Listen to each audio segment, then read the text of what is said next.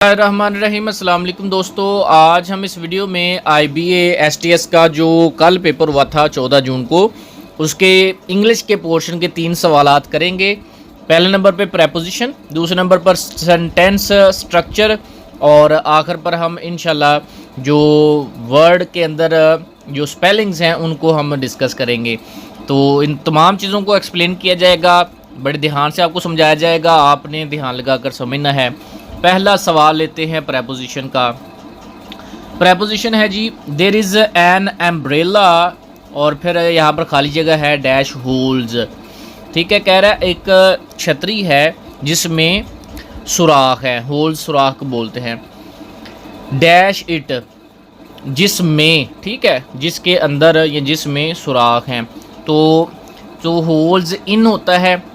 ये यहाँ पर देखें, पहली खाली जगह जो है यहाँ पर क्या लगेगा और दूसरी खाली जगह, दो खाली जगह यहाँ पर बताना है क्या लगेगा।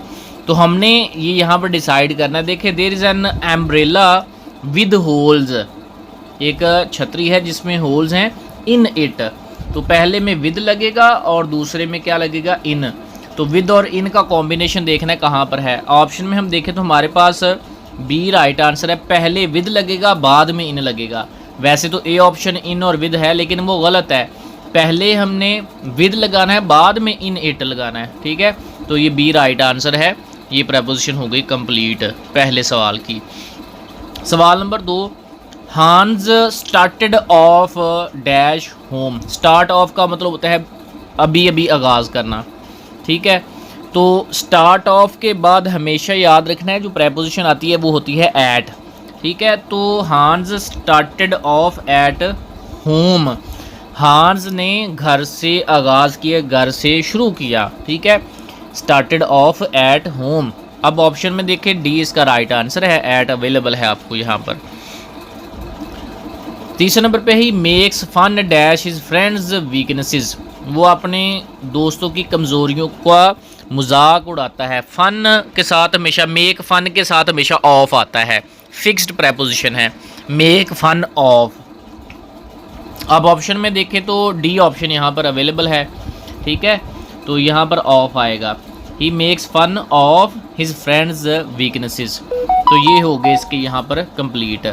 नेक्स्ट हमारे पास चौथे नंबर पे प्रेपोजिशन है, the butter melted dash the sun. जो बटर है, मक्खन है, वो सूरज जब उस पर उसकी रोशनी डाली जाती है, सूरज के अंदर जो नीचे जो है वो मेल्ट हो जाता है, पिघल जाता है। The butter melted in the sun. ठीक है, सूरज के नीचे, यानी कि सूरज के सामने किया जाए तो उसकी तपश, उसकी गर्मी की वजह से वो मेल्ट हो जाता है। तो इन यहाँ पर आएगा, melted in the sun. U next है जी, you will have to add more words dash with these words to make sentences. तुम्हें और अल्फाज जोड़ने पड़ेंगे इन अल्फाजों के साथ ताकि एक जुमला बनाया जाए। तो add more words with these words. ठीक है, विद दीज वर्ड्स। तो ये हमारे पास सी इसका राइट आंसर होगा।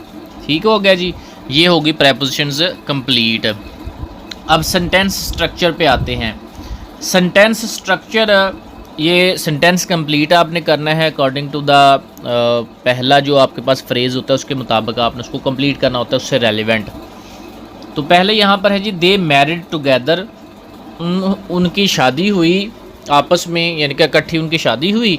एंड अब इसमें ऑप्शन देखें कौन सा सही है। पहला है lived happy after, lived happily ever after, happily lived after ever, lived happily always after. अब ये सी ऑप्शन तो बिल्कुल नहीं बन सकता, क्योंकि यहाँ पर एंड के बाद फ़ौरन आपने वर्ब लगाना होता है। पहला अगर देखें लिव्ड हैप्पी आफ्टर, तो हैप्पी जो है ये यहाँ पर नहीं लगेगा, इसकी एडजेक्टिव फॉर्म लगेगी हैप्पीली, ये भी कैंसल आउट हो गया। B option lived happily ever after, ये राइट इसका आंसर है। लिव्ड हैप्पीली एवर आफ्टर, हमेशा वो खुश खुश रहे। ठीक है, लास्ट वाला ऑलवेज आफ्टर लफज नहीं होता, एवर आफ्टर लफज होता है। ठीक है, तो ये 20 का राइट आंसर है। 32वें नंबर पे, माहा lived in a small house. माहा एक छोटे से घर में रही। और आगे ऑप्शन है किन के साथ, and her mother with father. नहीं, ये नहीं होता, गलत है पहला option. Beside her mother father गलत है ये। तीसरे नंबर पे with her mother and father, अपने माँ और बाप के साथ। विद, ठीक है, लिव के साथ हमेशा विद आता है। किसी किस चीज़ के साथ आप रहते हैं तो लिव विद आता है, ये प्रेपोजिशन होती है। तो लिव्ड पीछे है तो विद आगे जो है प्रेपोजिशन आएगी। Lived with her father and mother, mother या फादर, ठीक है। तो सी ऑप्शन इसका राइट आंसर है। ठीक हो गया जी, तो ये हमारा सी ऑप्शन राइट है। अब 33वें हैं एन आइडियल टीचर। पहला ऑप्शन है इज़ रीडिंग पर एक्सीलेंस, रीड्स पर एक्सीलेंस, हैज़ बिन रीडिंग पर एक्सीलेंस, या is a reader par excellence. तो ये टीचर जो है वो रीडर होता है पर एक्सीलेंस, अपनी काबिलियत के लिहाज से वो रीडर होता है। आइडियल टीचर जो है ना, ये कंप्लीट सेंटेंस है। An ideal teacher is a reader par excellence, D इसका राइट आंसर है। ठीक है, अपनी जो आंसर की है इसको प्रिपेयर करते जाएं। अब 34वें नंबर पे है dash is wearing his new uniform.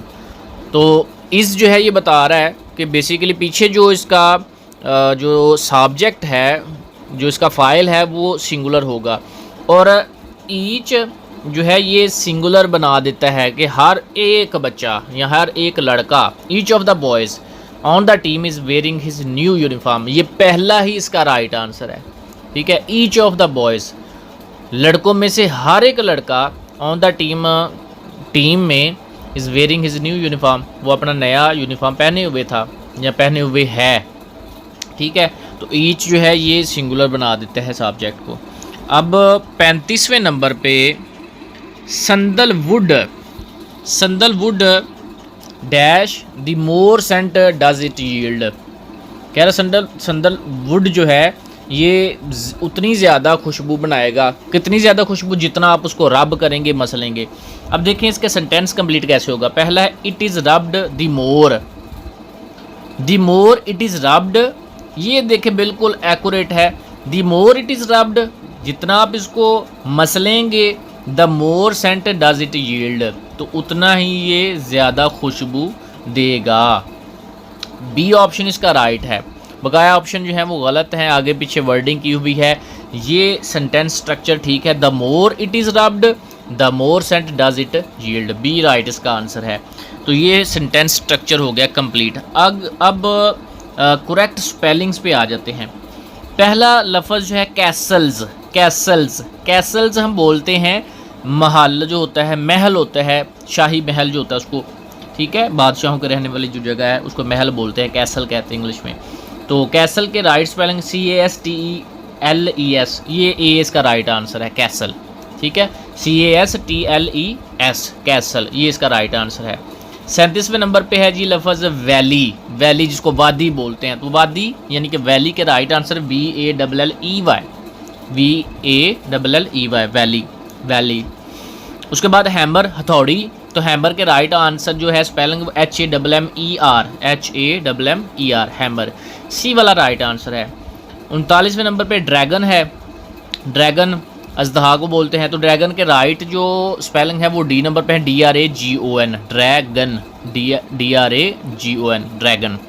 अब उसके बाद है जी क्वारल लड़ाई झगड़े को बोलते हैं। क्वारल यहाँ पर ऑप्शन जो है वो सही, वो ए ऑप्शन है, QUARREL QUARREL क्वारल यानी कि लड़ाई झगड़ा। ठीक है, तो ये इसके हो गए जी कंप्लीट। तो ये थी आज की वीडियो। मुझे उम्मीद है कि आपको आज की वीडियो काफ़ी मुफीद साबित रही होगी आपके लिए। इस तरह की और वीडियोस आपको चाहिए तो मुझे कमेंट सेक्शन में बताना है। मैथ की वीडियोस, इंग्लिश की वीडियोस, एवरीडे साइंस, कोई भी आपको चाहिए तो मुझे कमेंट सेक्शन में लाजमी बता दीजिएगा। तमाम चीज़ें जो है आपको डिटेल के साथ समझाई जाएंगी इंशाल्लाह। नेक्स्ट वीडियो तक इजाज़त दें, अल्लाह हाफ़िज़।